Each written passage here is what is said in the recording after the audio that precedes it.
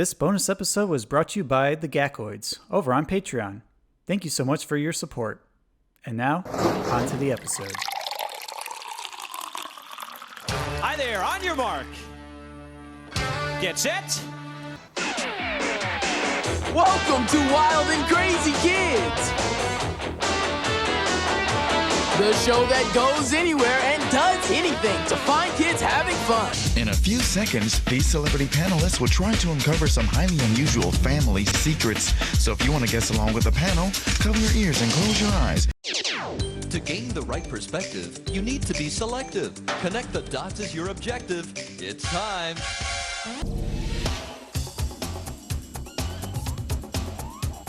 Legends of the Hidden Temple. The action sports show that's gonna make you sweat.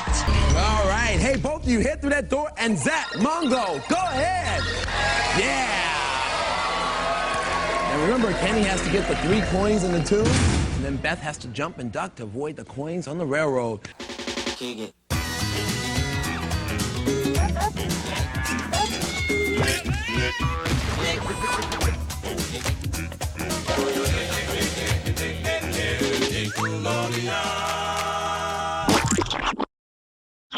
Welcome to Splat Attack, where we're taking it back to Slimefield past. I'm your Gakorific game show contestant, Brett. And I'm your co-host with the most trivia, Alex. And Brett, Yes. why do we have a 13th episode for Patreon today? Well, not sure if you heard the news or not, but for all our Gakoids, we decided to double our Patreon episode count for season 4 onward. So it's pretty much like our timeline is growing into a full-length one, kind of like our main timeline. And so to keep things all synchronized and easy to take care of scheduling-wise, since I handle all that stuff on the back end, it was just a simple fix to make this extra episode in here so that the first 2 seasons of Patreon equal like one regular season of the main timeline, and it'll just line up. I know that sounds confusing and kind of clunky, but I assure you I did the math and I did a lot of writing and it works out. So that's why we're here. Just be happy you're getting an extra episode for no additional cost. Yeah, so for all of our Gakoids, it's just a way to continue to say thank you for your continued support. So we're doubling down on extra content for you. If there's anything that we've learned from doing this podcast, it's that much like the ever-changing Splat logo on Nickelodeon, we too have experienced many changes and made adjustments on the fly. Indeed. I mean, I even just rearranged my office space, so I have a lot more room now. And you can actually see my shirt for a change. Look, Team Gakoid, how appropriate. Yeah. So today, as we mentioned, well, we didn't really mention it yet. Actually, Alex, you can tell our Gakoids, what are we doing today based on our backgrounds? Well, ta-da! We are doing our top 5 Nick game shows. Something that is both fun and light on content consumption for anyone who, has a hangover and from binging all of our episodes up till now. I don't know where you stand with game shows, Brett, but I love the Nicktoons, I love the Nickcoms, but the game shows were one of my favorite, if not my favorite thing to watch on Nickelodeon back in the 90s. Oh, yeah. I mean, right alongside Snick, I was always riled up whenever a game show was on. I would just stop what I was doing. It doesn't matter if it was homework or playing with friends outside. I'd run inside, turn on the TV, jump on the couch, and just play along as if I was a contestant too.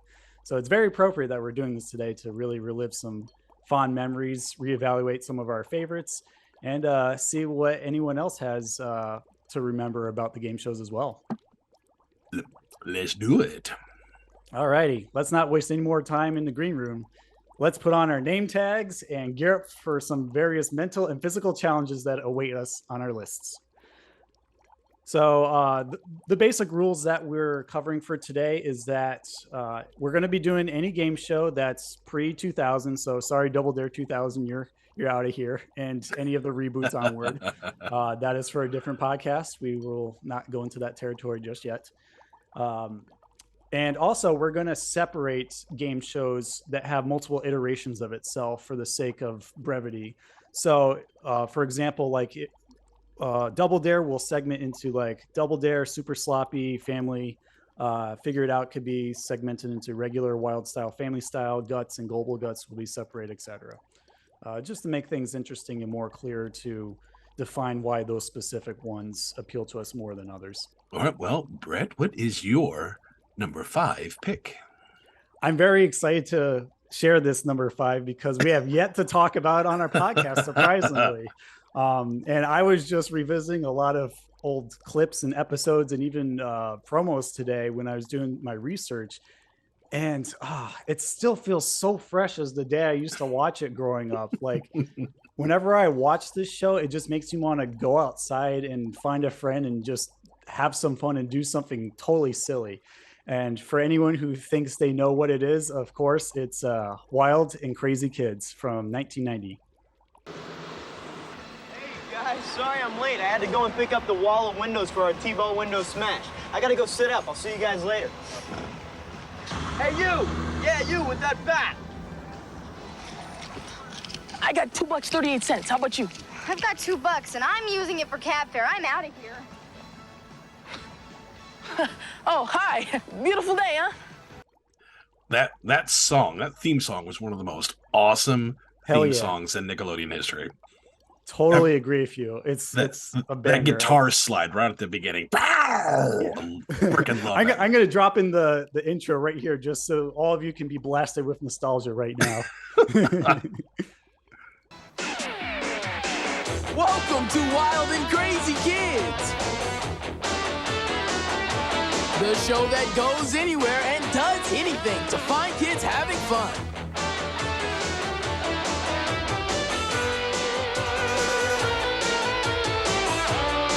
With your hosts, Jessica Gaines, Omar Gooding, and Donnie Jeffco. Yeah, what can I say about Wild and Crazy Kids? It had some great hosts. I think it ran for 2 seasons. It ran for 3. Annette Chavez was on season 1. Season 2 was Jessica Gaines, and season 3 was still Jessica Gaines, but every episode of season 3 had a celebrity guest host. And then they did do a 4th season / reboot in the 2000s. It didn't really catch. Yeah, I remember because Maddie Morleo from Nick Gas hosted it, and I'm like, I appreciate you guys are trying, but it just feels really off, especially since it's just 1 host instead of 3. And I really appreciate the chemistry of those 3 hosts playing off of each other as their like pseudo characters for the episode of the day. Hey, what is up, guys? Matt here, hanging out with my co-host, Bodie Miller, 2-time Olympic silver medalist. And check us out here at Wild and Crazy Kids at Camp. Yeah! Wild and Crazy Kids. Coming up next.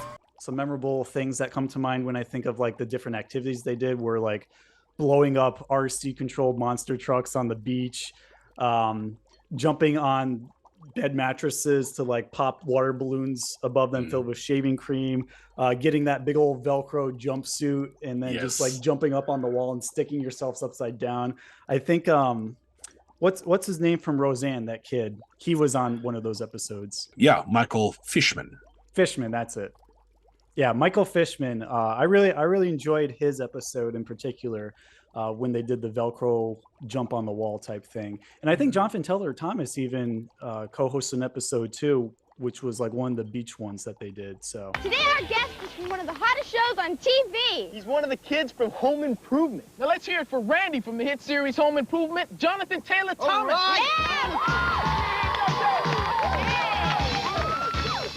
Okay, well, I know I gotta do something to prove that I'm a wild and crazy kid. So what's it gonna be? I don't even know what to say. It's just a wash of fun. Every time I watch it, I just want to go outside and play. Did you have any favorite or memorable things that come to mind for you when you think of Wild and Crazy Kids, Alex? Yes, several things actually, but some of my highlights, because you were talking about ones that you remembered, was also from the Velcro wall, but it was a ketchup and mustard quick draw. Ah, yes. 1, 2, 3.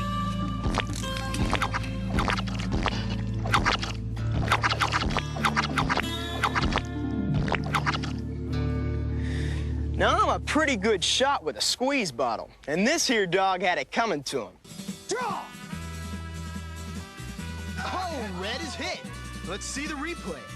Now they both draw at the same time, but yellow gets off the first squirt and red is dead.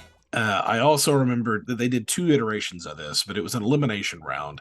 And they did one with raw and hard-boiled eggs, and then one with sodas and canned water. The soda roulette where you have to like stab it and see if it sprays you or not.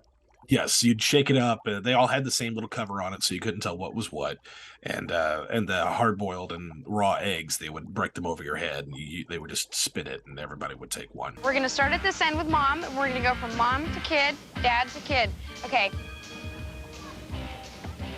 Okay. Are you nervous? Yeah. Let's do it, Mom! Okay, Mom, pop that can. Mom, you're out! Take your can away, Mom. All right. Oh, nasty, okay. All right. Oh, another hard boil. Okay, nail her. Oh, wow. I also remembered they did like a variation of Galaga where all these kids were standing on a tarp out in the middle of a field. Yeah, and that's ringing a bell now. It was almost like a high dive. They would get up on top of a scaffolding and try to drop a water balloon that had food coloring in it, so that way they could see where it was splashing and try to eliminate kids by splashing them. They couldn't move; they had to stay there because they would have plenty of time to avoid getting hit. But also, they'd be looking up and not where they were running into. They could crash into somebody. I did actually get to have somewhat of an interview, but not fully, with Jessica Gaines, because there for a time she was on Facebook. And she was actually in the Facebook group that I'm an administrator of, and she was actually answering fan questions there. And she was on Instagram, and then she got kicked off of it for who knows what reason. I've learned very quickly, Jessica Gaines is crazy. Oh. She crazy, but she was very sweet, and I did ask her about the Velcro, because at the end of that episode she got stuck to it, and then they did the ketchup mustard quick draw and sprayed her face in ketchup and mustard. But during the end credits, she looked very unhappy. It didn't look like she was acting, and I was wondering if that was real, or if that was, because it fooled me as a kid.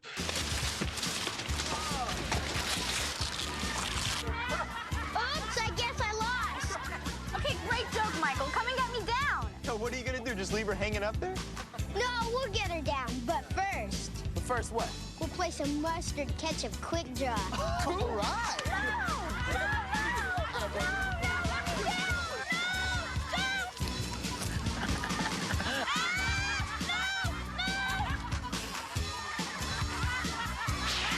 And she claims, no, that was completely staged. I was like, oh, okay. Yeah, they do have these weird like sketch things going on where like Donnie Jeffcoat is usually the butt of jokes that get pies or things thrown at him, and Omar Gooding is like this trickster character who does weird magical things with television magic. And I think that was partly due to his mother being on set on the sidelines, or if that was just Woody Frazier's involvement with production, just to like give diversity to the characters or make it seem more interesting to kids. It's not very clear to me, but I think it has something to do with one of those things. It definitely has something to do with those things. I had read the Slimed book, and Jessica Gaines, Annette Chavez, Donnie Jeffcoat, and Omar Gooding all had answered questions for that book. And Donnie Jeffcoat did say that Omar Gooding's mom was there and was very protective of what he could and could not do. Jessica Gaines was very sensitive, still is. And I think the same went for Annette Chavez with her parents, which is why she didn't appear in season 2. Yeah. But so Donnie, it was just left to Donnie, and he was fine with it for the most part. But every once in a while, it was like, okay, can we pick on someone else for once, please? Yeah, he did get a lot of pie, slimes, and other substances all over him. And I'm sure after a while that gets exhausting. You know, Omar, I gotta admit, I do get kind of nervous being around you when there's pies nearby. You do have a pretty dangerous record when it comes to pie throwing, Omar. Guys, trust me. Donnie, what are you doing? Well, I got him right where I want him. I'm gonna blast him with his own pie machine. It's called a completely automated. I don't care. Prepare to be pied. It's really amazing what lack of sleep can do to a person's mind. I'm not concerned. Okay, get ready. 1, 2, 3. Nervous yet? No. 4.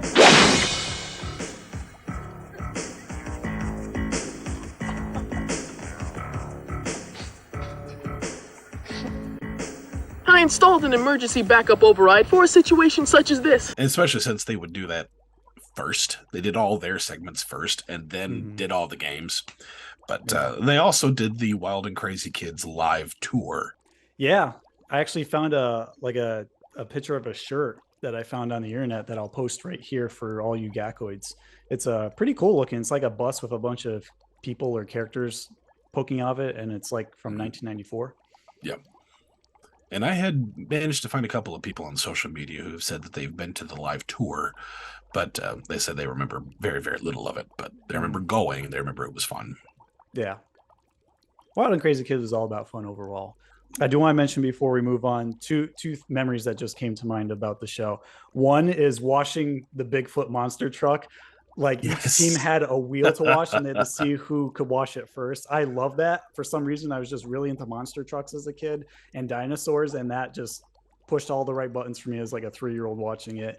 And then the other one is the Medieval Times episode that they did where they actually filmed it at like this Renaissance fair type place where they had live jousting and dinners and shows and that sort of thing. And all the hosts, Donnie Jeffco, Omar Gooding, and Annette Chavez all dressed up in like different medieval style costumes while they did their segments there. So that was a pretty fun like deviation from their formula.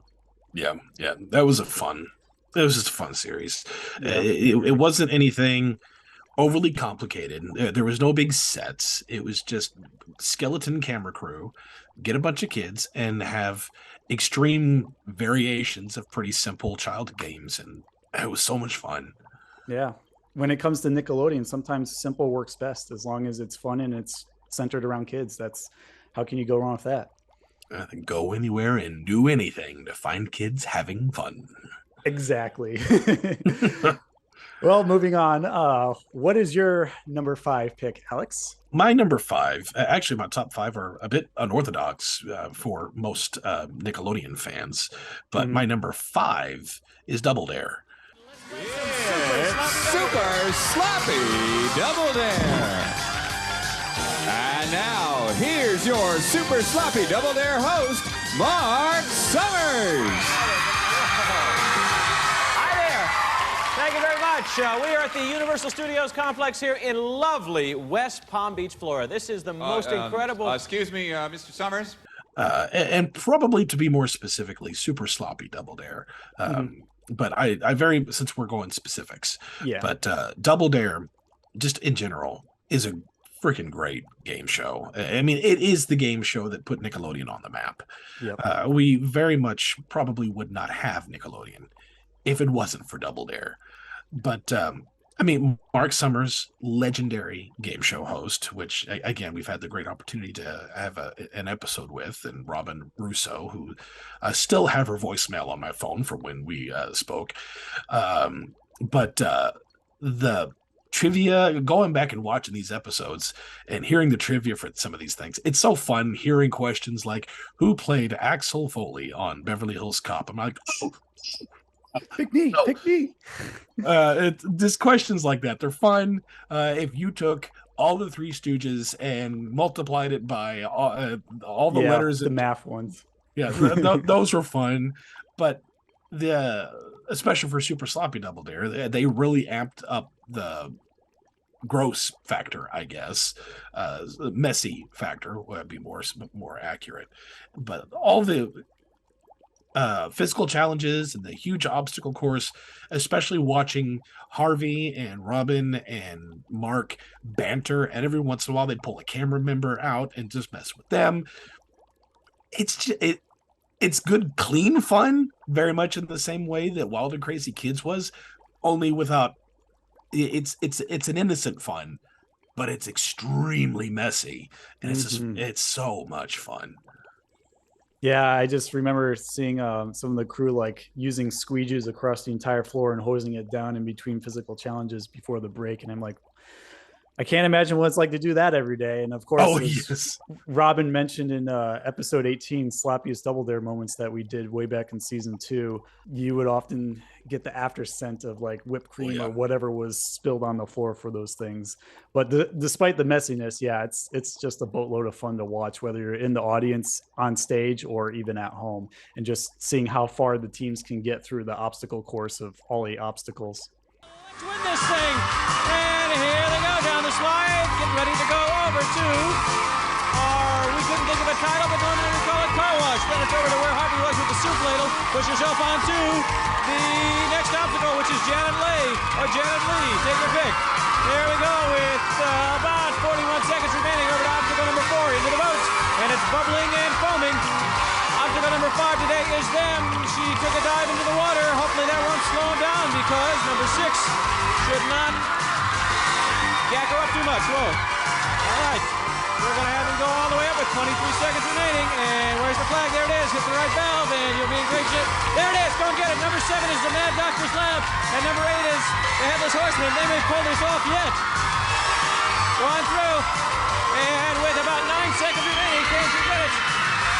6, 5. Yes, they got it with 4 seconds remaining. Congratulations. Listen closely, Harvey. I'll tell you everything you want. I will say, as an adult, I love the show as a whole. As a kid, I got bored with the trivia section. I would tune out during the trivia. I'm waiting for either bantering to happen or one of the physical challenges or obstacle courses. Then I'm like, okay, I gotta watch this now. All right, you're back to the trivia. I'm gonna go back to playing with my toys. Now as an adult, I'm like, I gotta hear these questions and hear how do you not know that answer to that question? Come on. Yeah, I mean, it's funny you say that because I treated it the same. I'm like, yep, okay, let's go. I don't really care. Let's just get to the slop. I want to see parents covered in slime. I want to see someone slip through the sushi obstacle or the Sunday slide. Let's get some mess all over the place. It is just the perfect vehicle to like live out your fantasies, even if you never made it to Nickelodeon Studios when it was still around in its heyday, like I did. Yep. Like just even seeing kids jump into all those different obstacles made you want to make your own obstacles at home. And for really sparking that kind of imagination, curiosity, and just clean, good, messy fun, not clean fun, you got to give it to Double Dare. I mean, it's just a timeless game show. Yeah. And I see that you and I both have the same game show for number 4. Yeah, go figure. I thought this would have been higher up for you after doing the 30th anniversary of this, hint, hint. But yeah, it looks like for both of our number 4s, we're going with Guts from 1992. Do you have it? Guts. Do you have it? Do you have it? Do you have it?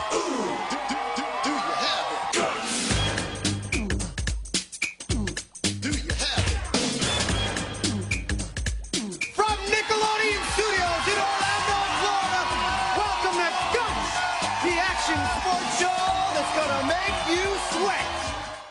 Love it. Yeah, that's another catchy song. We'll have to do a catchy theme songs episode at some point. Yes. Yeah, what can I say about Guts? I love the high energy. I love the look of it. It just takes ordinary sports to the next level and somehow make them entertaining, even if you aren't totally into sports. Love Mike O'Malley and Moira Quirk's crazy, unusual, disjointed dynamic that somehow works. Love the Aggro Crag. It's like one of the best prizes you could ever win on a game show, period, not just on Nickelodeon, because of how cool it looks and what you have to do to get it. Excellent performance by all of our players here today. The bronze medal winner is Gregory. Excellent. Our silver medal going to Chris. And ladies and gentlemen, our gold medal winner, the Brute. That's Laura. The Brute, our purple player. Give her a piece of that glowing rock. I'm I'm going to stick my mic in her face and say, Laura, how do you feel? I feel wonderful. It was really fun. I mean, the competition was great. I loved it. I love seeing the contestants compete too. Like some of them really get into it for some of the more aggressive looking obstacles, like say, Mad Max, or the ones where it has like the giant hill with the bobsled or Slamma-Jamma, just to name a few there's just tons of great ones that it has to keep you entertained. Tons of variety. But I always have a soft spot for like the regular Guts versus global Guts, because as cool as global Guts looks, and it like scales up and be more inclusive with like an international teams competing. I just really like the charm of being in the Extreme Arena for the first season or two. It just feels like an atrium that you go to on like a gym field trip or something. Yes. And I don't even know what else to say. Do you have it? One memorable catchphrase for the ages from Nickelodeon.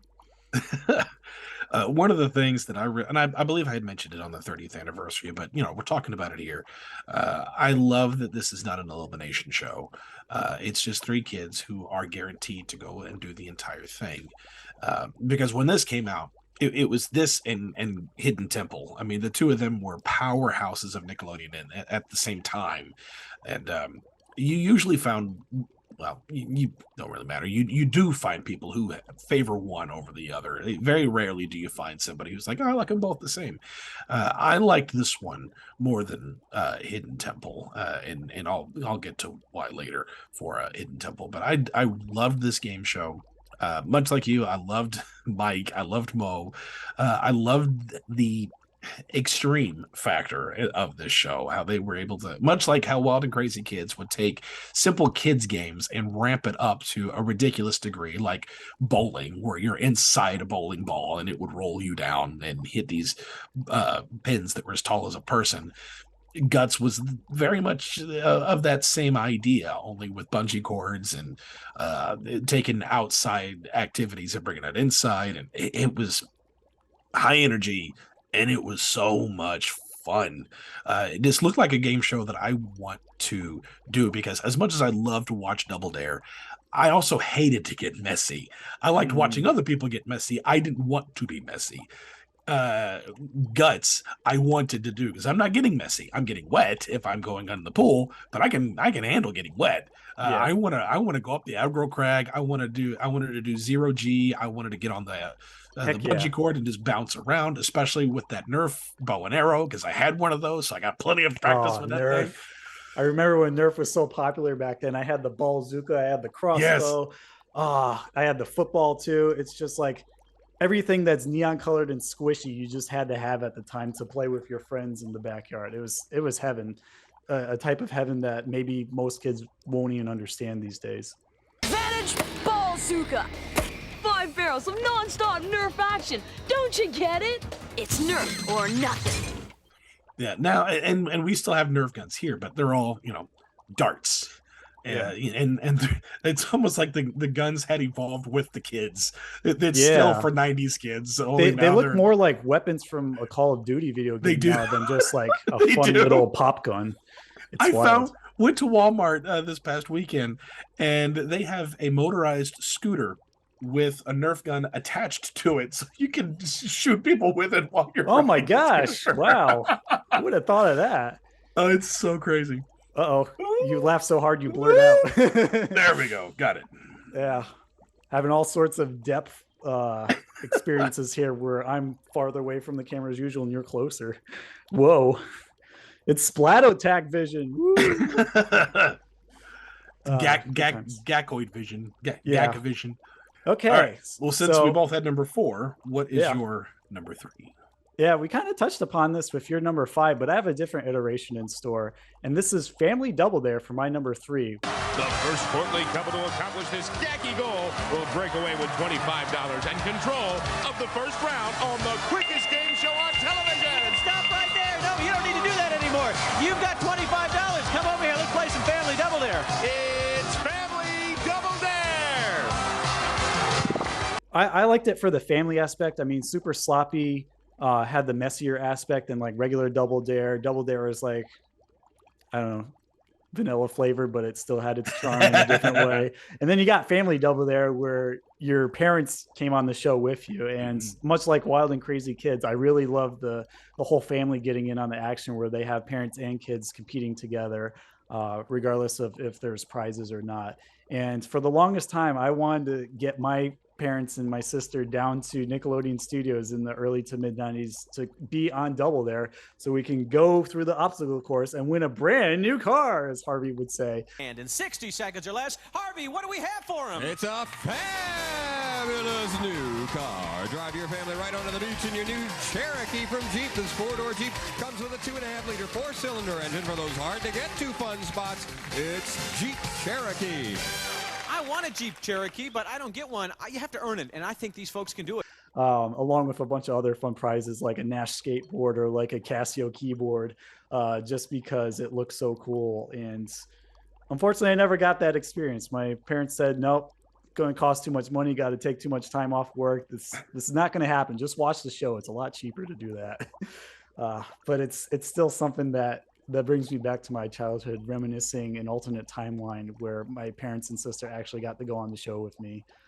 And I just appreciate that extra level of interactivity where the whole family is involved. And especially at that time period, because that was right at the turn of Nickelodeon, because in the 80s, it was very, very much adults versus kids. Yeah. Even in the advertising, I mean, I've been sharing stuff on Instagram that they've been calling kids only weekend in the late 80s. And there were ones of if you catch your parents watching, they're busted, things like that. And in the beginning of the 90s, especially when Nicktoons started really coming into fruition, they changed that mentality and started having families as a whole focus as kids, but your family is still important too. And I appreciated that shift. Definitely. So Alex, what is your number 3? My number 3, as I had said earlier, it's very unorthodox. My top 3 of all the game shows, in my top 3, they're very, very, they're not what most people would pick, but that's okay, because I'm not like most people. This podcast is not like most people. We do it our way. My third favorite game show is What Would You Do? What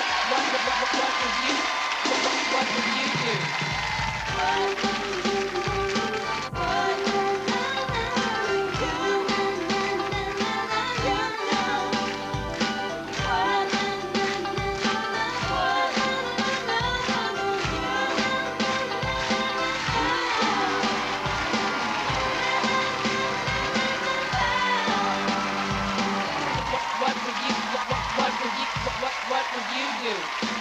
I do consider it a game show because it had a whole bunch of different little mini games. I hate that it's not on Paramount Plus. I hate that you can't really find it. I hate that half the series is still missing. You can only find half of it on YouTube. I know. But I loved all the different iterations. And like I had said this in a couple episodes, I was always afraid of getting pied. I got a lot of baggage there, but this was the show that actually opened me up to seeing the fact that people wanted to get messy. And I had never seen that, because up to that time I had seen shows like You Can't Do That on Television, when kids would just have it happen to them regardless if they wanted it to happen or not. Now these kids are kind of volunteering for it. And even if Mark pulls them down, and I had actually seen a couple of times where a kid just very much did not want to do this, and he didn't make them. But he said, is there somebody you would want to have do this in your place? Is your mom or dad here? Yeah, my mom. Mom, come here. And then mom's like, crap. And you know what Dad did, Austin? He cheated. He just picked up a bunch of them and sent them over there like that, okay? Now, that really wasn't fair, do you think? No. So I would normally have to judge Rusty as to who the winner was, but he cheated, so we're going to have to pay him off, don't you think? Yeah. You're going to the pie wash. Come on over here to the pie. Hey, Rusty, don't go away. Don't go away. Right over here. Put on. Come on over here, Rusty. Come on over here, Rusty. Stand over here and take a look at your dad. And Rusty, you want to step back over here, because I want to make sure the camera gets a good shot of what's going to happen here. Here we go. There you go. Look at that. There's one. There's two. There's three. That's even more fun. It's like getting back at your parents for making you eat your vegetables. And I think they even did that at one point too. And the silly games, I mean, they had all kinds of silly games and silly handed camera type moments of doing little stunts out in Universal Studios and showing a bit behind the scenes of how they would do stunts and makeup and things like that in Hollywood. It was a quote unquote educational in some areas, but most of the time it's just fun, silly games.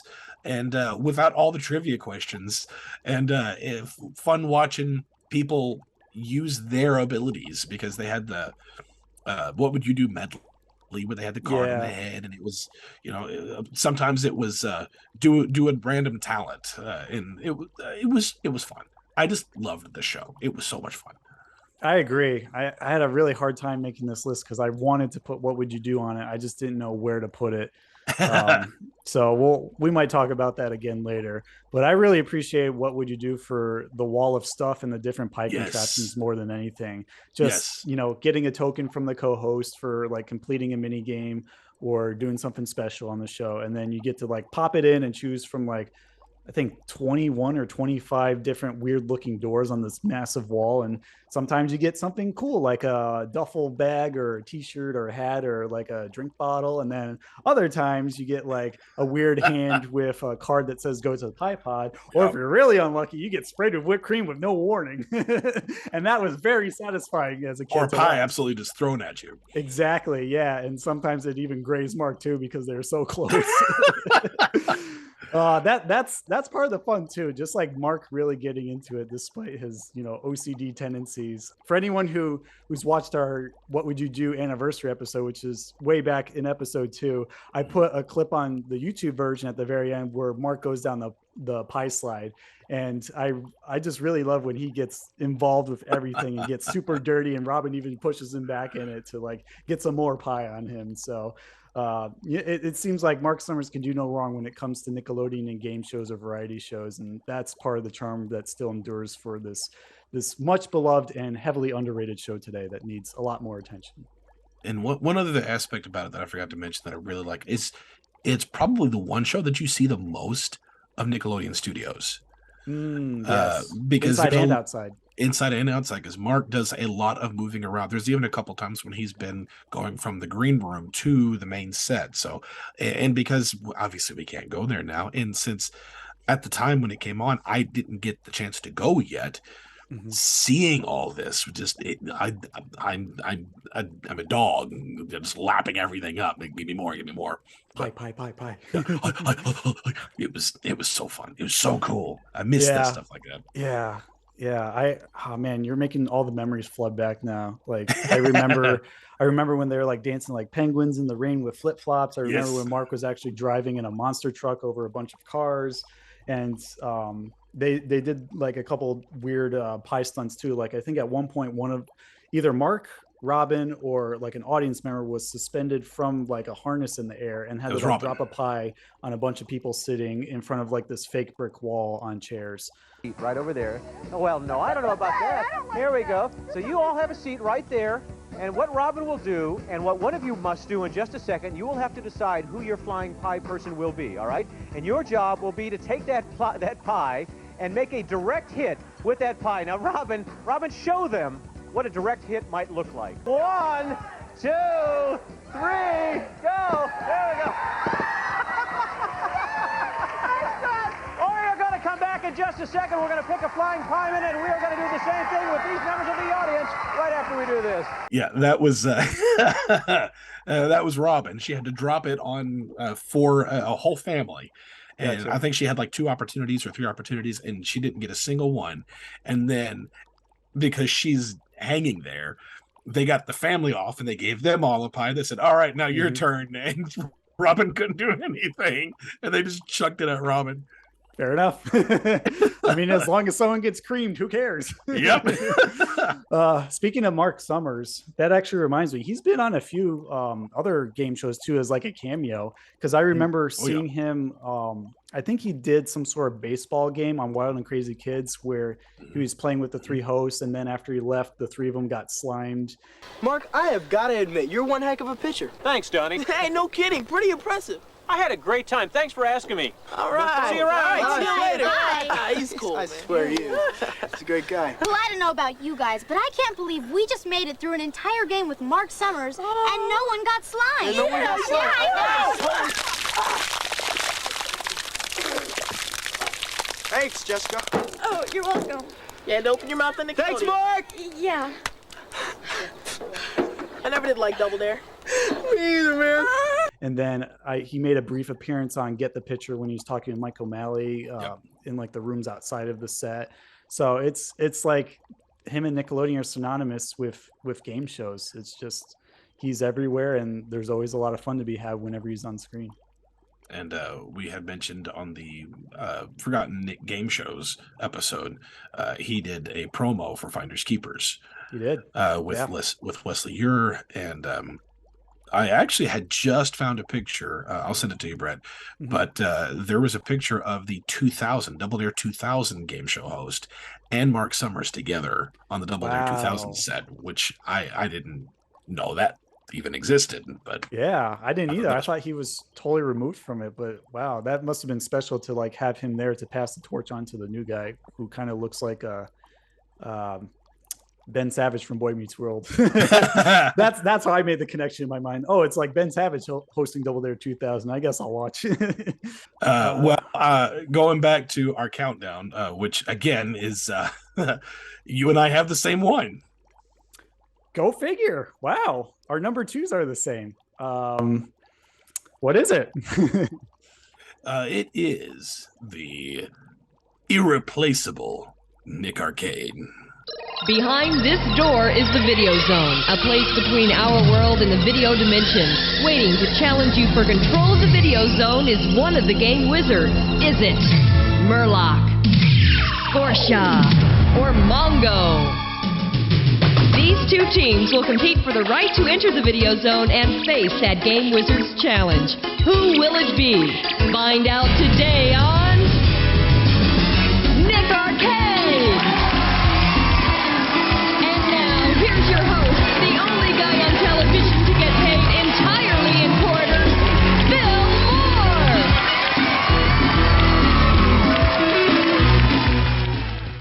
Ba-na-na, ba-na-na, da-na-na-na-na-na-na.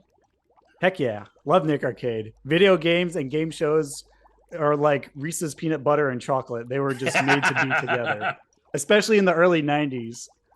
When it was all the rage with like Sega Genesis, Super Nintendo, Game Boy, TurboGrafx, and all those other systems just coming to the forefront in kids' living rooms.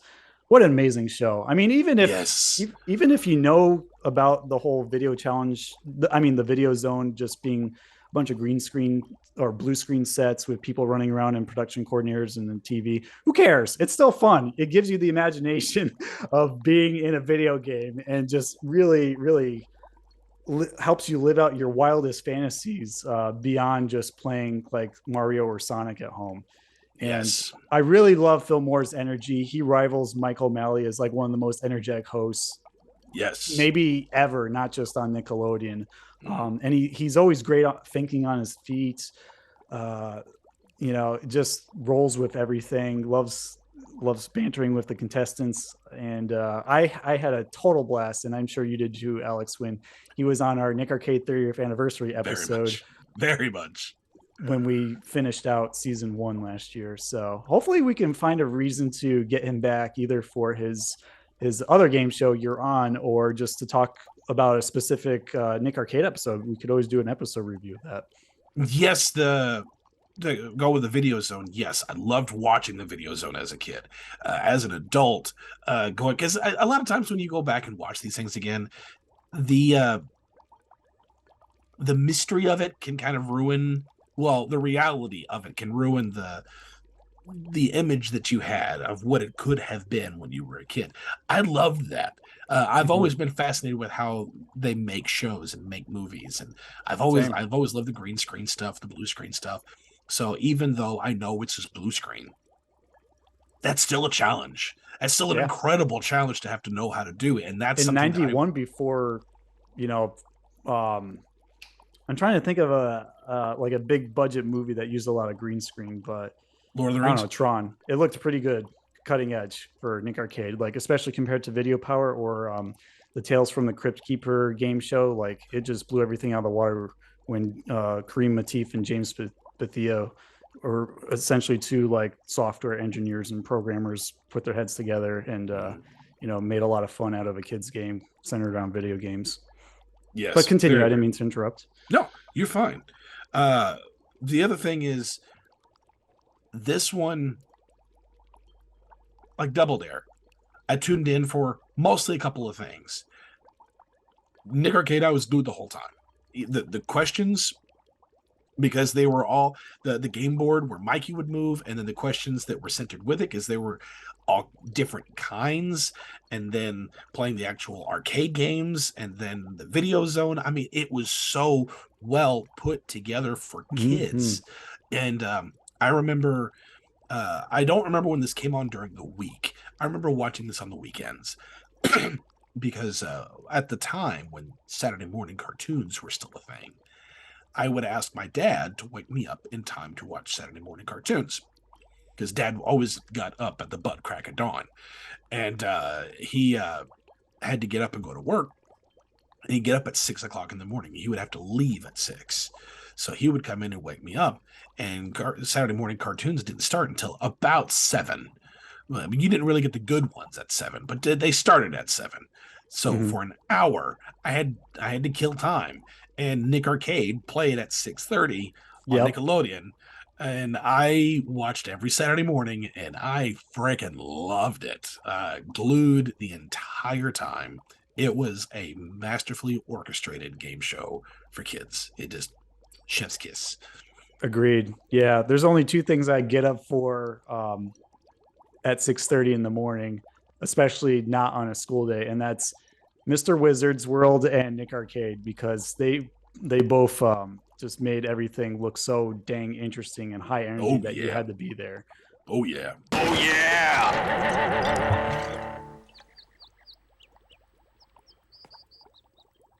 We'll actually talk about Mr. Wizard later next season, hint, hint.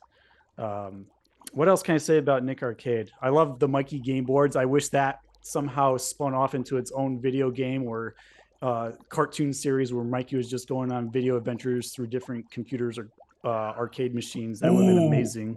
Ooh, what if he was a supporting character for Mighty Max? Hell yeah. Mighty Max, Mighty Max. Meet Skullmaster for adventure on Dragon Island. Welcome to my island, Max. He's headed right.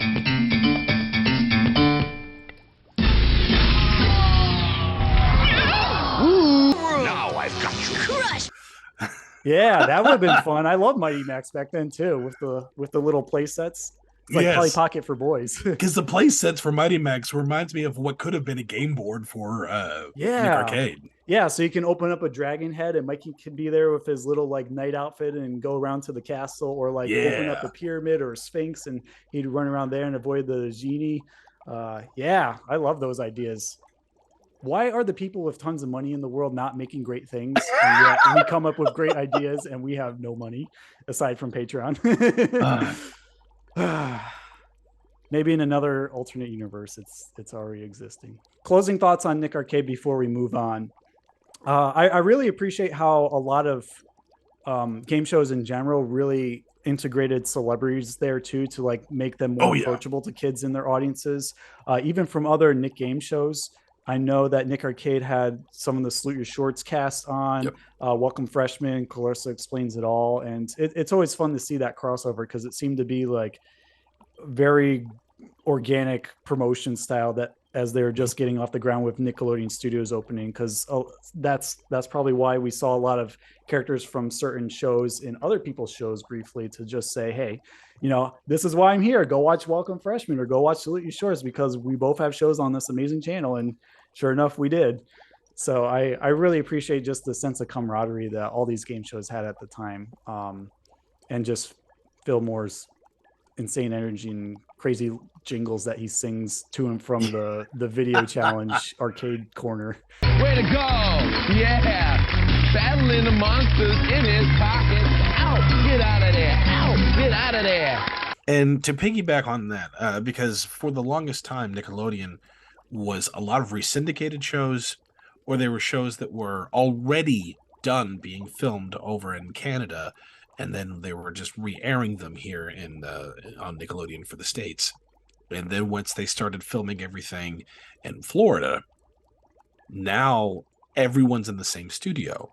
And now they can continue to build on the network as a whole. So you kind of get this Nickelodeon shared universe before they really started doing that in other programming. Because ABC, when they did TGIF, they would do that a little bit. They didn't really put that in a lot of the shows. I mean, you had Steve Urkel crossover with Full House and things like that a couple of times, but not very much.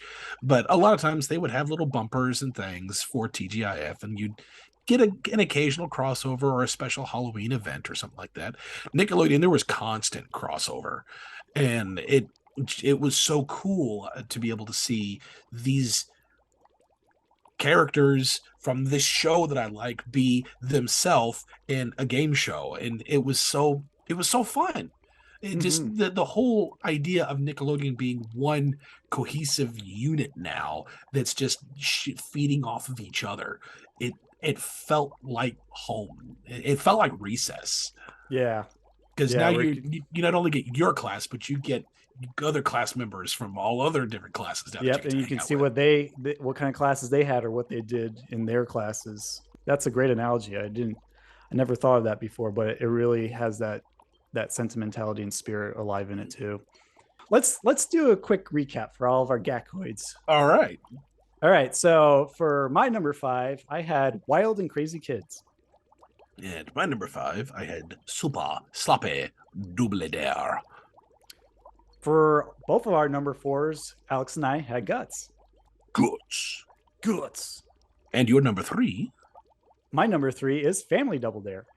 And my number 3 was What Would You Do? And again, both of us for our number 2 had Nick Arcade.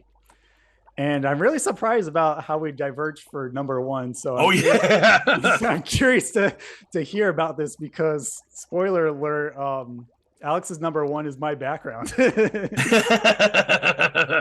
Would you like to go first and do the honors, or shall I rant and rave about my? Go ahead. We'll keep it in the same order. Go ahead. Okay. So I think for those who know me pretty well, there are very few things that I'm ultra passionate about. I mean, I'm passionate about tons of 90s Nickelodeon stuff. That's why I do this podcast with Alex. But there are very few things I can actually say I'm a super fan of. One of them is Are You Afraid of the Dark? And the other is my number 1 pick, which is Legends of the Hidden Temple.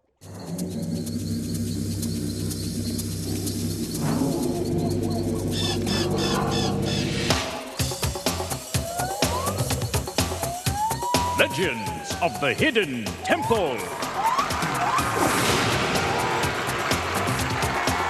With your guide, Kirk Fogg. And here he is now. Thank you very much. Thank you. Nice to see you. Nice to see you, Olmec. Welcome to Legends of the Hidden Temple. The rooms are filled with lost treasures that are protected by mysterious Mayan temple guards. Only Olmec knows the legend behind each of the treasures in his temple. Which one are we going to hear about today? Let's rock. Let's rock. Let's rock. All right. This was the show. Man, I remember it like it was yesterday. I got to save some material for the 30th anniversary coming up in season 5. But that'll go for our Slimesters. Our Gakoids get a sneak peek. Yeah, yeah. Basically, I was watching previews that they showed in commercials on Nickelodeon before the show even aired. Like Kirk was doing like a tour of the studio when they had the Hidden Temple and the moat set up, and he was like showing us all this cool stuff in there, and what it was like. And from the very moment I saw it on TV, I didn't know what it was, but I'm like, ooh, game show in jungle, I'm there. For some reason, I had a fascination with jungles and just a lot of like nature-y based things as a kid. So that's what got me really excited to tune in. And I remember the very first episode I ever watched was Lawrence of Arabia's Headdress, and that was a temple run from season 1 where the headdress was in the Holes of Python room, and the Green Monkey team made it all the way to the end, and they got out with the artifact with 1 second left. And that was my moment where I swore my loyalty, hand over my heart to the Green Monkeys forever, because I wanted to be as awesome like them. They were able to get out of the temple with style, and they proved to be one of the most successful teams over the course of the 120 episode 4 season run now of the show. And so I watched as many episodes as I could growing up. I remember whenever I would come home from school, and I saw it on TV like around 4:30, especially in Nick Gas when they had reruns. I would either like tape it on my DVR, VCR, you name it, grab some snacks and start shouting at the screen like, "You idiot, go over there. There's going to be a temple guard." Gather his thoughts. Look out! Temple guard! Oh! He gives up a pendant and he moves on. He looks stunned for a moment, but he's regaining his speed as he heads into the heart room. Into the heart room. Use your pendant life. There's the pendant life. Get the pendant life. You don't see it. What's wrong with you? What is wrong with you? Like, I know some people get really riled up when they watch baseball on TV. I get really riled up about Legends of the Hidden Temple because I wish I was on that show when I was their age. But I was too young in 1993 to 1995 to actually sign up and compete. Plus, my parents didn't want to drive me to Florida, so I was out of luck there. But I always love just the competitive nature of it. I love the history aspect. I love the immersion of the jungle atmosphere with the Hidden Temple and the moat and Steps of Knowledge. I love the temple games, how interactive they were. It made sports fun for me, much like Guts, because it approached it from a different angle rather than just being plain old volleyball, plain old tennis, plain old baseball and basketball. You know, it gave that extra edge that kept me coming back for more every single time. And one of these days, I'm going to watch all 120 episodes so that I can say that I know as much as humanly possible about the show. But I've gushed too much about it already. I'll save some for the anniversary for season 5 and many other episodes we're going to do on our podcast. Well, as Brett had spoiled, Figure It Out is my number 1. It's Figure It Out, the show where it's in to be out there. Our celebrity panel's job is to figure out why our contestants are here. The catch is they can only ask yes or no questions. And here's our panel now. From Global Guts, Maura Quirk. From All That, Amanda Bynes. From Peak and Peak, Danny Tamborelli. And from All That, Lori Beth Denberg. Let's watch as they try to figure it out. Now here's your host, Summer Sanders. Which, again, is not really something that a lot of people would pick as their number 1, because usually you'd get, like Brett had pointed out, Legends of the Hidden Temple. That's a lot of Nick fans' number 1 favorites, and it's not even in my top 5, no disrespect to the show, because it is a great show. But it's not my kind of, because if you notice my list, it's very much just fun. I think Guts was probably the only one that's really adrenaline fueled. Most of it is just kind of laid back fun, and that's really what I like. But Figure It Out, there were so many things that I loved about the show as a kid. The theming was fine, but that's not why I liked the show. First of all, this is very much What's My Line, which was a game show back in the 50s, I think. But the celebrity panelist was a big part of why I liked this show, because it was constantly rotating. We had just shared about how Nickelodeon was kind of a shared universe. You're not going to find another show anywhere where you'll have people from All That and Mystery Files of Shelby Woo and Journey of Alan Strange and Home Improvement, which isn't even a Nickelodeon show. It tries to be, but it isn't. And Wienerville and so many others, just all here in one show.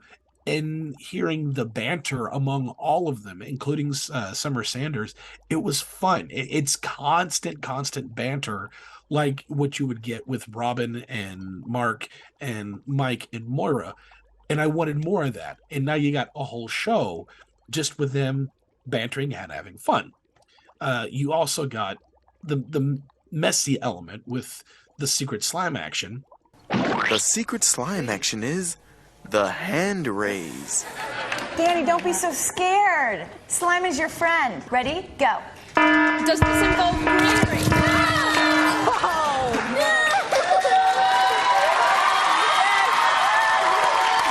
And eventually, thanks to Danny Tamborelli, it would just start getting to a point where it would be like SeaWorld. The audience behind them would just he would fling this hair back, and it would get all over the audience behind, and they loved it.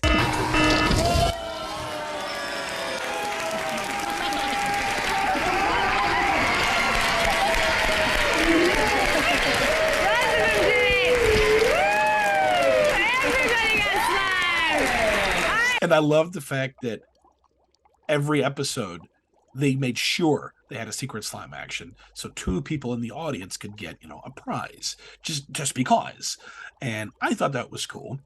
I also liked. I'm a sucker for guessing games. I think it's fun.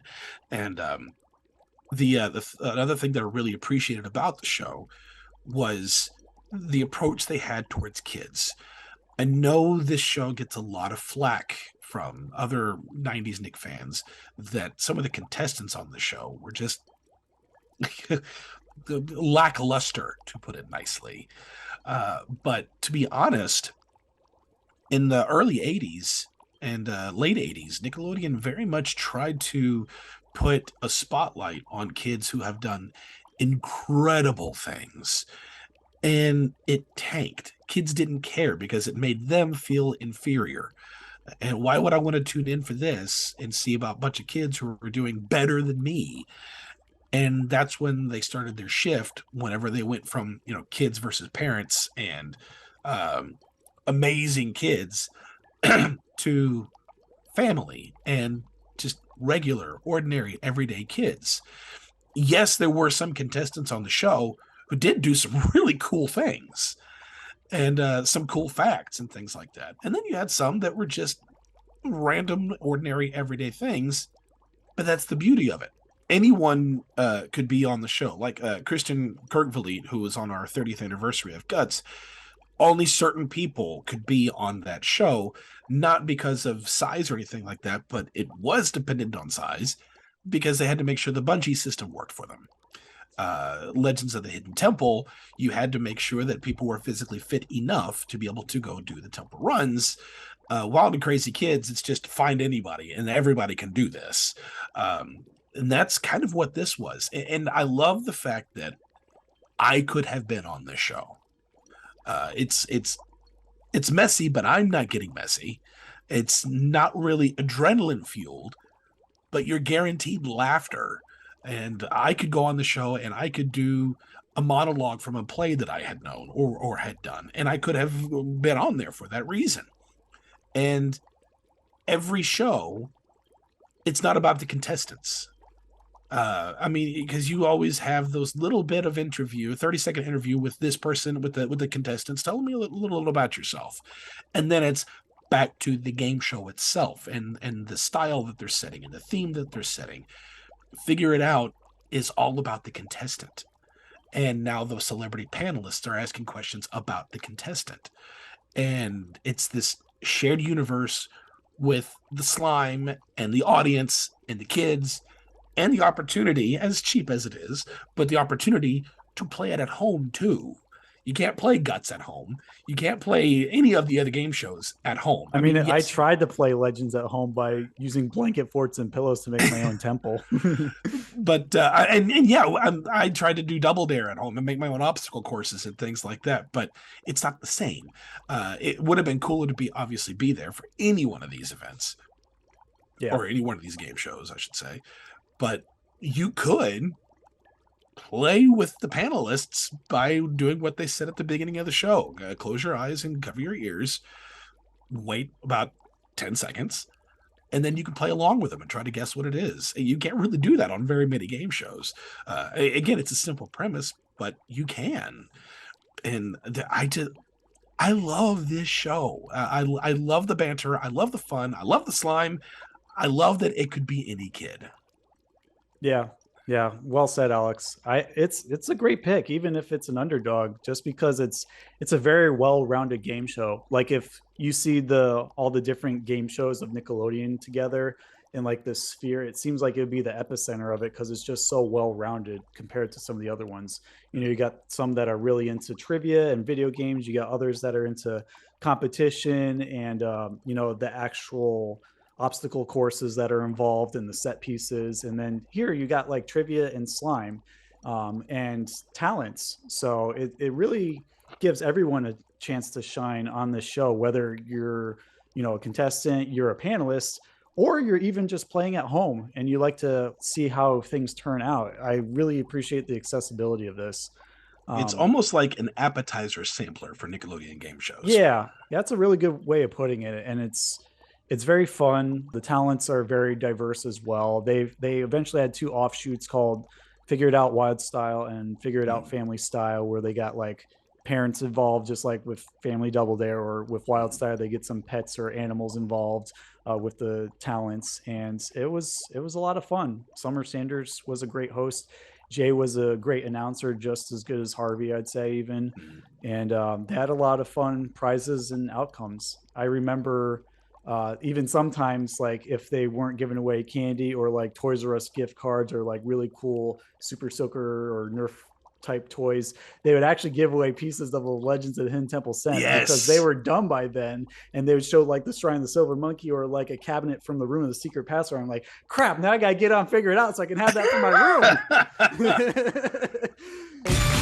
First up in the panel through round 1, Steven and Tony will take home the original props from the Legends of the Hidden Temple set. Yeah, this is a show I watched just as often with my sister growing up, and even my little brother, who has an 8-year difference with me, just because everyone can play, and it really got our ideas going.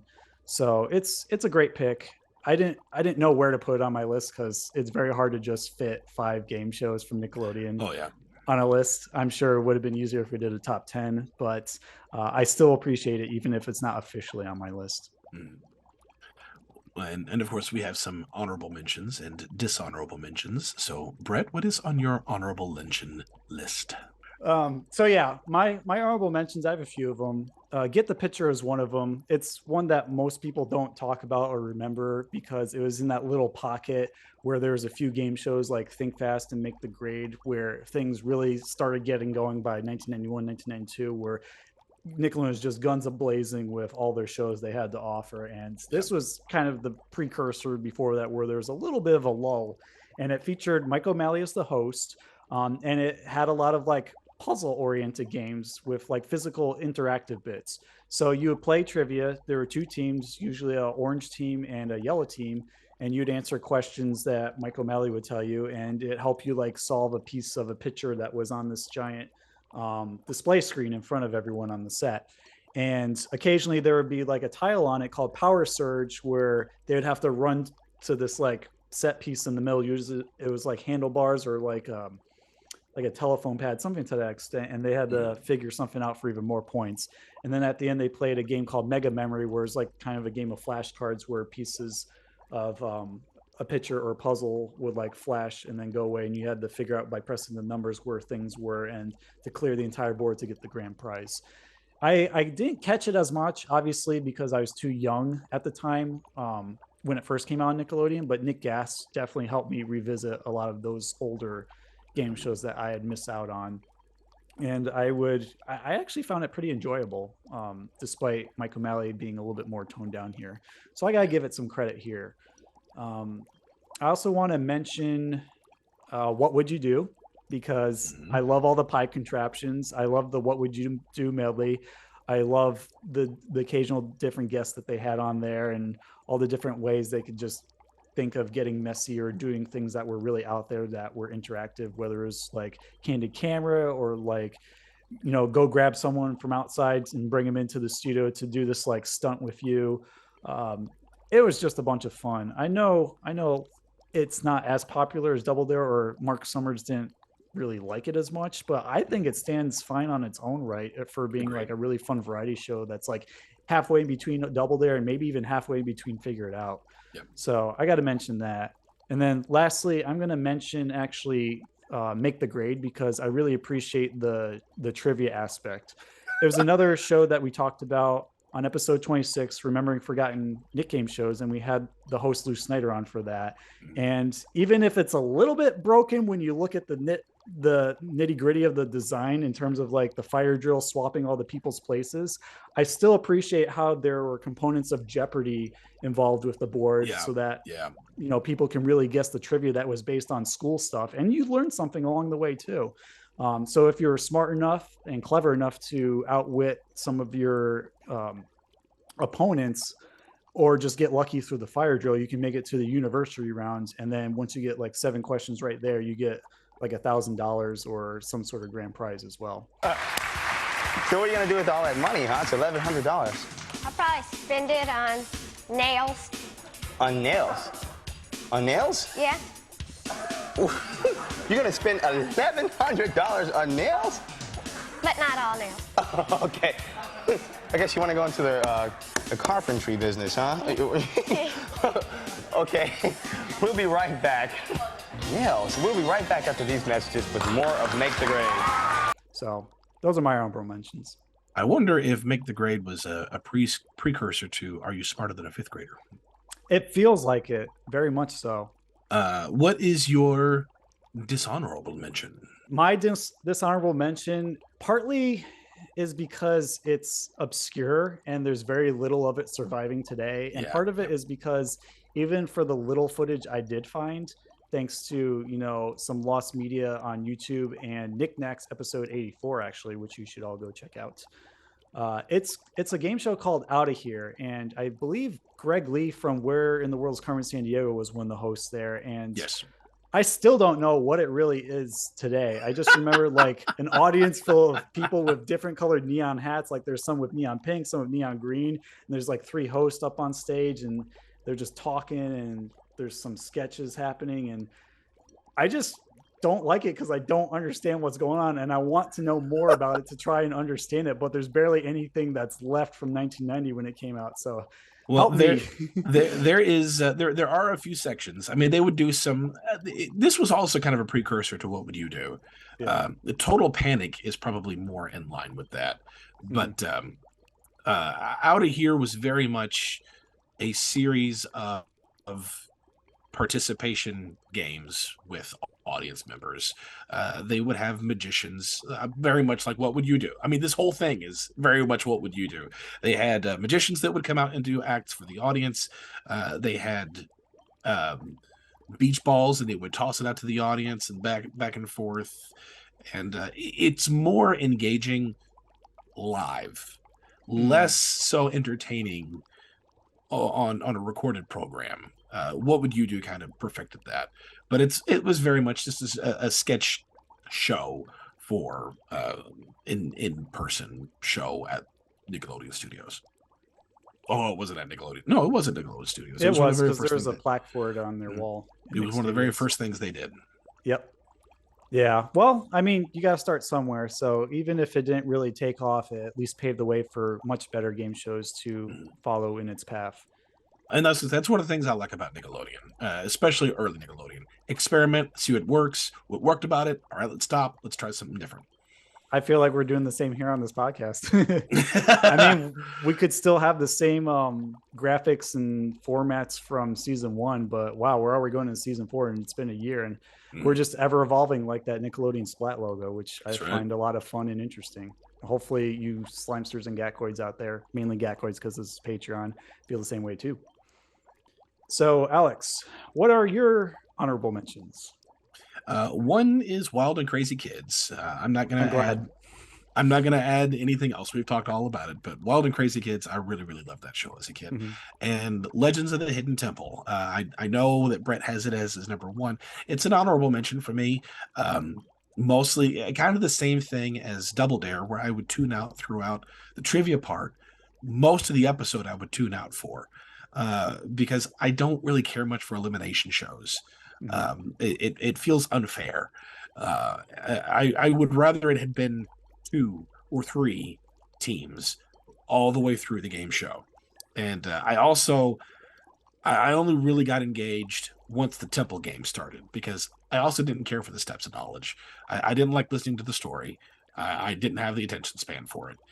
As much as I loved Olmec, because Olmec was freaking awesome. And then it would cut away to the moat, and then you'd see little stills, and I'm like, oh, okay, now I'm bored. And but once it got to the temple games, now I'm invested.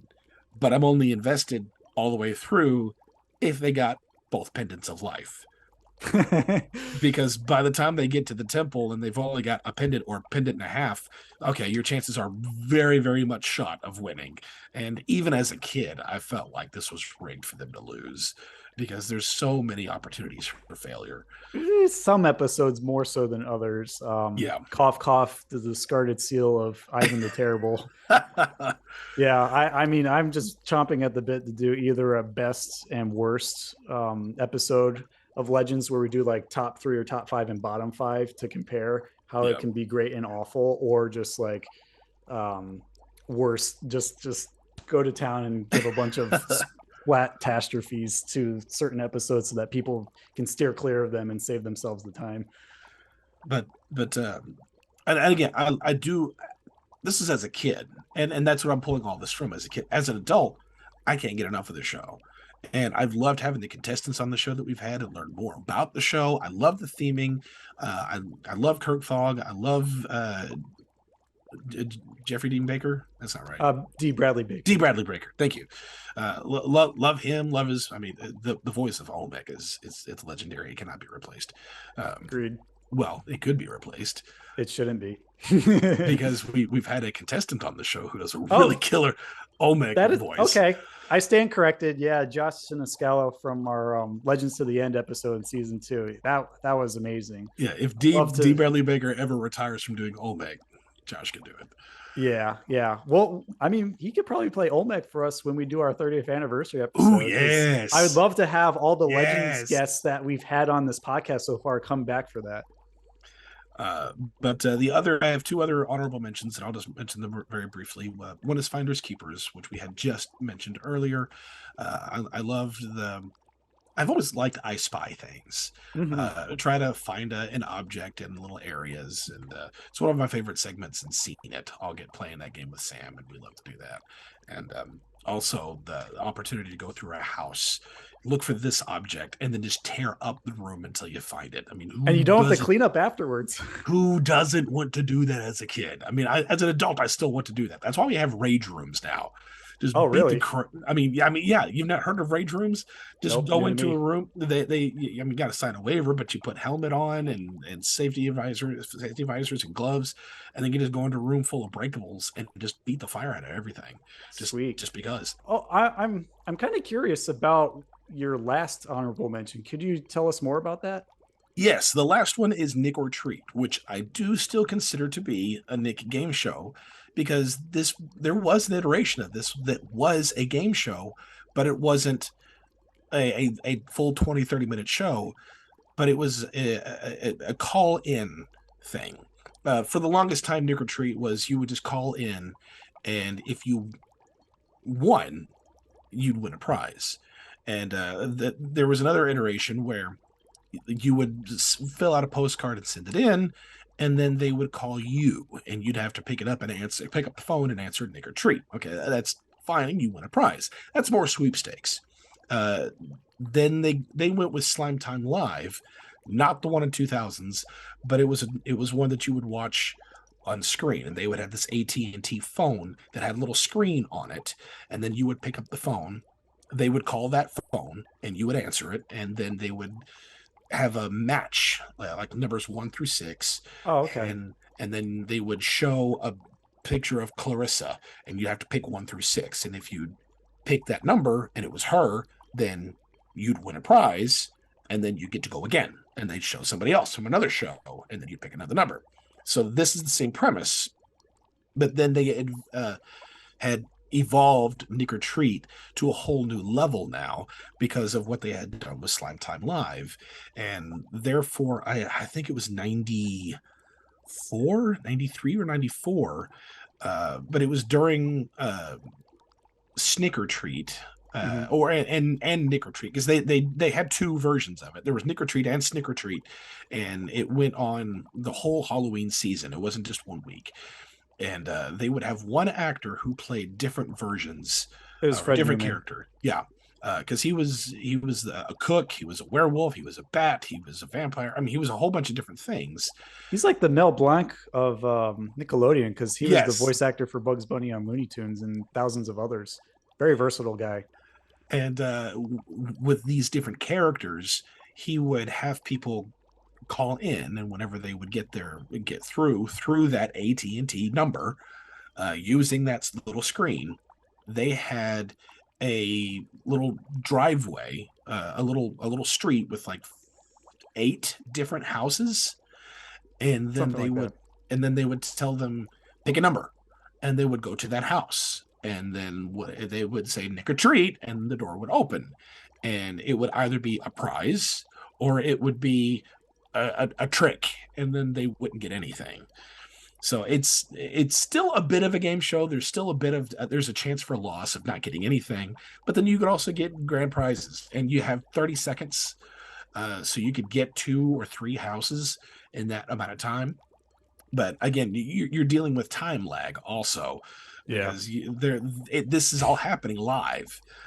So however many time or seconds it takes from the phone that they're looking at and what's actually taking place on Nickelodeon's end, there's a bit of a delay, which again, there's still delays now on everything that we do, but far less drastic than it was back then when everything was still dial-up. But Right. It was a very interactive game show that kids were able to do from home, and I really like that aspect. Yeah, I remember enjoying it too when I saw it on TV. Not only for like the Halloween theme, but just the simplicity of it, that all you had to do is dial in, and if you got through, you could potentially win some prizes.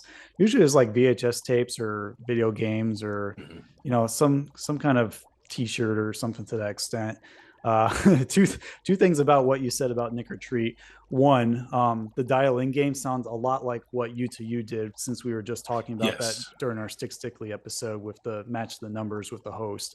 And second, I don't know if I ever told you this. I definitely told my wife, but I actually got through in 1994 with my mom during the Halloween season of Nick or Treat, and I experienced one of those lags. That's why I didn't win. Like, I was trying to dial in the numbers as they were telling me, quick, pick a number. And I kept telling them house 4. And, by the time I got to it, it was like a trick. And then I tried to tell them another number, like 7, go to 7. And then, by the time it like got halfway through, I ran out of time. Like, crap, I didn't get anything. I knew where to go. I was watching a couple of Nick or Treats to get an idea of where the good prizes are behind the houses, but unfortunately it just didn't work out in my favor. And I told my mom, I can't deal with this now. I'm going to be in my room. I'm just going to eat my Halloween candy and salt. So that's my little Nick or Treat related memory. That's so cool though. Yeah. I mean, I don't have it taped because I didn't think to tape it while I was calling and my mom was next to me, but I can confirm that it did happen. My dishonorable mention is technically not 90s, but I don't have there's not a bad Nickelodeon game show in the 90s or before. Even in the 80s, like the shows like Out of Here, they're so experimental. They're trying to figure out what's working, what doesn't, and I appreciate it for those reasons. The only thing that I don't really care for is when they try to redo something that worked so well in the 90s. So it's technically breaking the rules a bit, but I don't care. My Family's Got Guts is terrible. Hated it. That's really the only game show that Nickelodeon's ever done that I don't like. I hadn't seen a single episode, but when we did the 30th anniversary episode and when I was putting in clips talking about it, like, this is awful. I watched 2 episodes. I hated the format. They really changed too many things. Yeah. Like they made it a weird elimination bracket thing. They had different sections of games you had to do with like family members. There's a green team. They changed the look of the Aggro Crag. That's sacrilege. And they made it look, nerfed. Aggro Crag. That's right. Our legendary rock is back. Since we're talking about nerf, like it just looked pathetic compared to the original 90s version. So I'm with you. They changed too many variables that worked and they shouldn't have. And just because some people want reboots doesn't mean we should have them. The Double Dare one worked pretty well, but maybe all the other ones not so much. I like the Double Dare one. I like the Legends of the Hidden Temple one. I like the Figure It Out one. Wild Crazy Kids wasn't bad, but it just wasn't up to what it used to be. Very middle of the road. Yeah. Okay. Well, before we head on home tonight, we're actually going to do a game show edition of This or That because why not? It's Splat Attack and we love our segments. So let's get to it. This or that. This or that. Time to play This or That. So for this round of This or That, answer a simple question. Which do you prefer? Some will be 2 options, some will be 3 options. You can just simply pick one and move on, or you can explain your answer. Personally, I like to explain them because you can kind of figure out the thought process behind why you chose one thing over another. So starting off, and we're both going to play, is Billy the Answer Head or Olmec? Which do you prefer? Olmec. I'd say Olmec as well. I like how the little puzzle things, as you can see behind me, drop down and play the noise when you figure certain parts out. But Olmec's just got way more personality and attitude, and I love every second of it. Like, if I could bring him home to my apartment somehow and hang out with him and have a beer and just watch Legends, I would do that. It'd be very difficult, though. Could you imagine having an Olmec in your house? Like in place of a fireplace? Yeah. I mean, he just breathes out on you and you can warm up in the winter. Just freak out and don't even tell anybody. Fire. They come over to hang out and they enter the room and they're like, welcome. Oh, God. Yeah. I mean, Simpsons technically had a brief brush with that in season 2's. It's like the Three-Eyed Fish episode where Mr. Burns comes over and he gives Olmec to them as like a token of appreciation or something. So they're like, oh, what do I do with this? They just throw it in the basement, and it occasionally comes up as an Easter egg in later episodes. But I thought I'd make that connection because they are rather big, like stone heads. So what do you do with that in a living space? I don't know. So number 2. Physical challenge from Double Dare or video challenge from Nick Arcade? Oh, video challenge. I didn't like to get messy. I love to watch them. Didn't want to get messy. Video games, I'm there. Yes. I'd also agree with you with an asterisk because I didn't mind getting messy, but I think the obstacle course just looked a lot more fun than the physical challenges themselves. That's just my take. People are free to disagree with me. But I really love the just amped up feeling of the obstacle course of just going one after the other, get messy. So I guess we'll both go with video challenge then, because who doesn't love to play video games, let alone on TV? Number 3, what would you do? Get the picture or you're on? What would you do? These are 3 game shows that are hosted by, how do I phrase it? Like, each game show host of these game shows have hosted another Nick game show. That's how I categorize them here. Yeah. So you said, what would you do? What would you do? I like Get the Picture. I like You're On. But what would you do of the secondary game shows hosted by the same person, that's the best one. It's just the best one in my opinion. It's the one that stood more test of time and probably has more people asking for why isn't this on Paramount Plus than the other two. Fully agree. I love What Would You Do? I think it does the variety show, candid camera, hints of Double Dare format better than most of the game shows on Nickelodeon. Yep. And it definitely needs more love. Number 4, the university round from Make the Grade or the locker room from Think Fast, which are both the final rounds of each game show. The locker room. You get to do more. You actually run and try to match. It's a matching game, and it's an extreme matching game, but a matching game, and I like doing that. I find it really interesting how they have just people in costumes in the lockers and they're just spouting random quotes and you can't even tell what they're talking about. But they just have to run back and forth and hit that buzzer whenever possible. Occasionally there were like objects in there, like a wall of ball pit balls or like a giant tuna or something. But I really love the fun nature of the locker room. So I would take the locker room over the university round because university round is just straight up trivia. Yeah. As a kid, trivia, no, unless it's like pop culture trivia, I'm out. Or you get slimed while you do it. Yeah. Okay, number 5, grand prize. Space Camp or Island Cruise. This is Legends grand prizes to be specific. Space Camp. I'm still this way.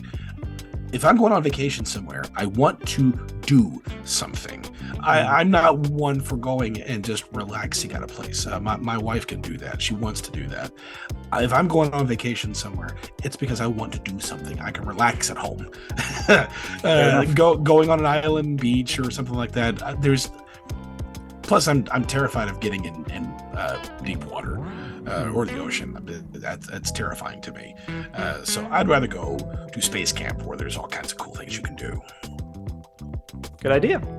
I feel like this was the prize that every 90s kid wanted growing up without really understanding what is involved with being at Space Camp. I don't know. Go on that gyroscope thing. Yes. Hold up your thumb as you're in the control center of a rocket ship. I don't know, but it looked cool. If you want a bit of a look into it, I'll figure out the episode and I'll send it to you so you can put it here in the description, not the description, but right here, put it right there. But there is an episode of Mystery Files of Shelby Woo that took place in Space Camp. Oh, wow. Yeah, I'd love to see more of that. Despite my gushing over Space Camp, just like everyone else, I'm actually going to go with Island Cruise because I feel like if I went in many of those missions like actual NASA astronauts did, I would throw up and get really sick. And I don't want to not have a bad time when I'm enjoying a grand prize or some sort of vacation or field trip. So Island Cruise sounds very relaxing. I've been on a couple myself in 2004 and 2008. Lots of fun, lots of stuff to do, even play basketball on the boat. Who knew you could do that? And enjoy sailing away to a distant island. Okay, number 6. Which female co-host do you prefer? Annette Chavez or Jessica Gaines from Wild and Crazy Kids? So I have a bit of experience with both, not just as from watching, but Annette Chavez also was a part of the same Nickelodeon group that I was an admin of and actually helped out for a while until she got overwhelmed with it because it was so many people. Yeah. But watching both shows as a kid, I liked Jessica more just because, I don't know, she seemed more comfortable on screen. Watching it again as an adult, Annette Chavez just felt a little, I feel like I'm doing this because mom is making me do this. She didn't quite have that flow, whereas Jessica really flowed really well. And then as an adult, Annette Chavez is still very guarded on social media for understandable reasons. Jessica would take the time to actually address fans and answer their questions, and was very, very personable, as much as you can be on social media. So I picked Jessica Gaines. Okay. I'm going to agree with you. I appreciate Jessica Gaines. I love her bubbly personality on Wild and Crazy Kids. For similar reasons as you. Annette Chavez seems like she was just there kind of okay, when's my paycheck? I'm going to describe this game, and then I'm going to watch kids do it, and I'm going to be on my coffee break over here. Jessica Gaines actually, it felt like she hammed it up with Donnie and Omar whenever they were on screen, and it just really completed the formula with all three of them together, even for their little sketch segments or introducing their games that they in particular were in charge of. So yep, Jessica Gaines as well. Number 7, the Steps of Knowledge or Power Surge. Steps of Knowledge is from Legends of the Hidden Temple, and Power Surge is from Get the Picture. And I think I know what your answer is. Well, as I had mentioned, I wasn't a fan of the Steps of Knowledge because if I had done it, I'd have zoned out and not paid any attention. And I know when they filmed it, they had the legend back in the green room, but I'd have been more interested in playing the games that they had back there and eating the pizza. So that story would have gone in one ear and out the other. But Power Surge, first of all, Michael O'Malley just screaming it. Power Surge! But also, I'm pretty good at those kind of things because it's almost like a game of Outburst. It gives you a category, and then you just spit fire as many of those things in that category as you can. I've always been pretty decent at that, and I found that more entertaining than having to listen to a story and then answer, because that feels like homework. Read this story, listen to this story, and answer questions on it. Whereas, name 8 things that you would carry in a backpack. Yeah, okay. It's a little taste of Family Feud there in a sense. Yes, very much. Yeah. Oh, wow. If you put it that way, I don't like doing that. I might agree with you of all these. I got to go with Power Surge. I think it's because Michael O'Malley is testing the limits of how boisterous he could be on camera before he got into his Guts role, because this came before Guts by a year or two. And I really love memory and flash games when it comes to trivia. Something about them just really sucks me in, that makes me want to be an active participant. The only reason why I really cared about the Steps of Knowledge is who got to the bottom and where was the artifact located. I really didn't care about anything else because it was often drawn out, and the Steps of Knowledge was very clunky and it took time, and sometimes that little marker that you had to stomp on didn't work and the other team stole it. So it was probably the slowest part of the entire Legends of the Hidden Temple game show format, which is why I can understand many people took their bathroom breaks then. So I would side with you here as well. I'm going to go with Power Surge just because it's more fun, more energy, and more engaging from a viewer perspective at home. And lastly, we're going to finish big. Where do you want to go for the final round? The Extreme Arena, the Hidden Temple, or the Video Zone? Or I could say the Aggro Crag instead of the Extreme Arena, because that was the final part of Guts. I would not want to go through the Hidden Temple. I would if I knew there were no temple guards. Because the temple guards would have scared the bejesus out of me. So no, thank you. Yeah, it scared Nick right out of the temple. So no joke. The Aggro Crag, I would love to do. I would love to do the Aggro Crag. Even now as an adult, I'd still love to do that. I would be panting like an overweight person by the time I was done. But I would love to do that one. But they really need to build a climbing gym around it. It'd be perfect for that. Take your kids up the Aggro Crag. But the video zone, I would love to do the video zone. I don't know, something about it. I mean, yes, I know it's just a screen, but being able to see myself on this other screen. I mean that's why we do games like the Xbox 360 had the Kinect for a while. It had a little camera, and even the PlayStation 2 had that for a bit of a time.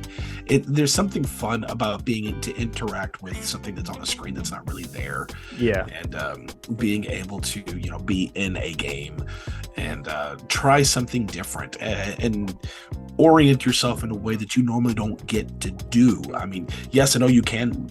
The Aggro Crag does different things, but I mean, you can go to Sky Zone and still do everything that's on the Aggro Crag. You can't really go to any one place specific outside of maybe the Weather Channel and get or your local newscast place and get in front of a green screen and coordinate with the screen. But that's far less interesting. For and we're having a cold front over here. No, you get to avoid snowballs and try to dodge mummies and be on a raft. And I mean, there's still, you got to climb up stairs and things you have to avoid while trying to get from point A to point B. Not to mention there's a final boss at the end too that you have to face against. And that's epic. So yeah, Video Zone for me. Yeah. Oh man. Why did I make this tough for myself? I like all three. I mean, I love the colorfulness of the Aggro Crag, but I feel like I'd be so overstimulated by everything that's happening, in addition to an imposed time limit where it's like, get up there first. We're not going to count how many seconds on the clock, but you got to hit all these actuators and go up. When I watch Guts on TV, I never can figure out where all the contestants are until they're like at the very last leg where they're just climbing up the wall. I can't see them. I don't know where the actuators even are. It's like once the whistle blows and they hit go, it's like, all right, see you later. I'm going deep into the jungle. Can't even see ya until like a minute later when they're just clawing to the top to see who hits the actuator first. So I mean, I like climbing gyms. I like climbing walls. They're fun in groups. But with all those imposed variables, like the lights, the sounds, the crowd cheering, the unofficial time limit, forget it. No, that's too stressful. I'd probably throw up on the way up. So that's out. The Hidden Temple or the Video Zone. This is like trying to choose what flavor ice cream I like when I like all ice cream. Because it was one of my childhood dreams to actually run through the Hidden Temple and just kick one of the temple guards right between the legs and get out with the artifact with plenty of time. I know it sounds strange, but it just seems so satisfying to me to just go through those rooms and figure it out as fast as possible, no matter what. But on the other hand, the Video Zone, I love video games. This show is one of the reasons why I love video games, and I have a VR headset now hooked up to my PlayStation, so I know what it's like to quote unquote be inside a game, and I wish that I could play through the Video Zone on it. Where is that for my PlayStation? Or at least a Mikey's World map. That I would suffice for that. I really don't want to choose. You must choose. But choose wisely.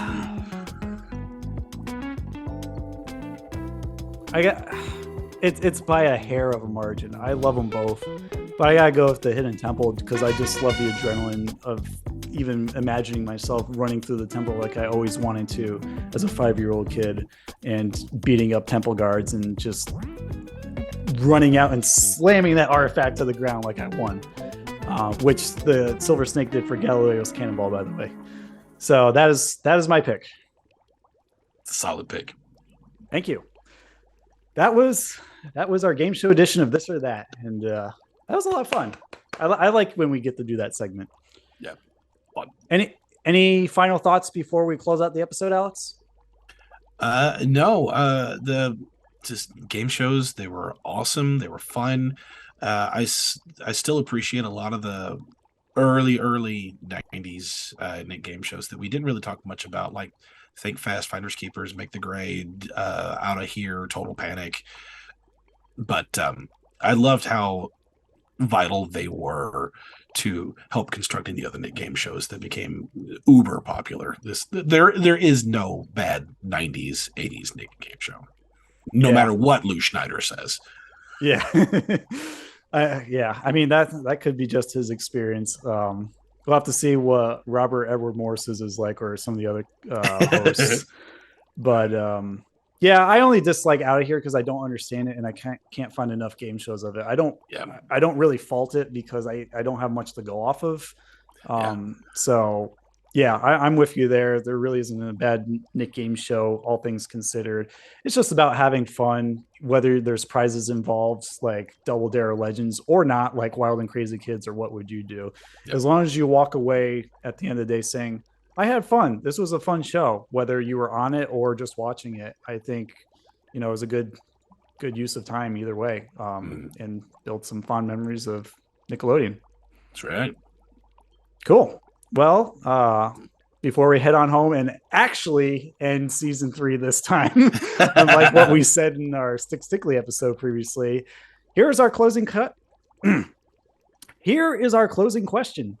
Gakoids, what are your top 5 favorite Nick shows? send us your list via email at splatattack2021@gmail.com, or let us know via direct message on Instagram at splatattackpodcast, or even just give us your list in our comment section of Patreon or YouTube. However you interact with us, we love it. Just let us know what you think.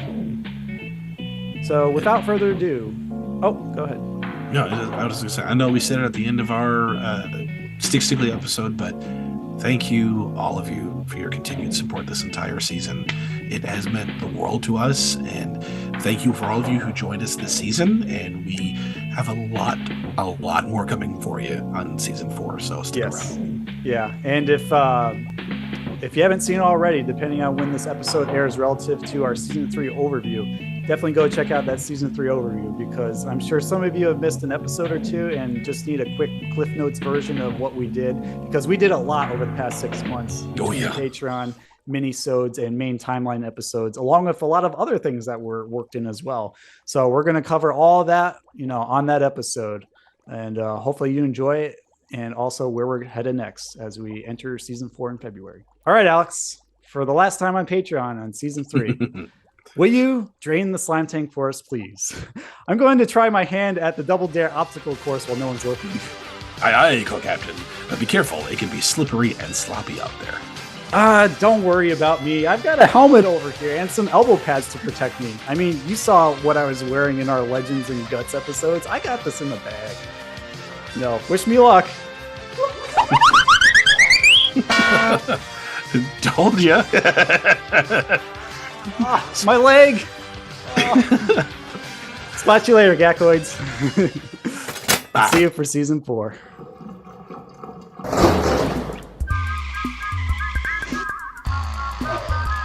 Reprise the theme song and roll the credits. Hard to believe, folks, but it's time to say goodbye. Nighty-night. Hey, check us out next time for more adventure and another great legend of the Hidden Temple. What'll we do till then? Chill for a couple. We'll be back. You're on, Nick. And it was time for the superhero to move on. I declare this meeting of the Midnight Society closed. Bye-bye.